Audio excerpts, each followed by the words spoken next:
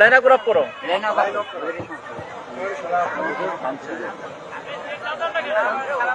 আমাকে নিয়ে যান।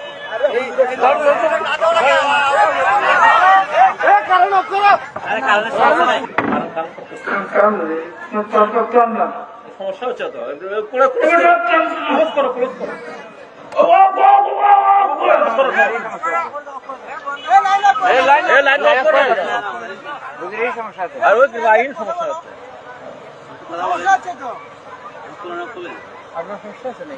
ভয় করতে বলেছেন, কেমনে ভয় করতে হবে?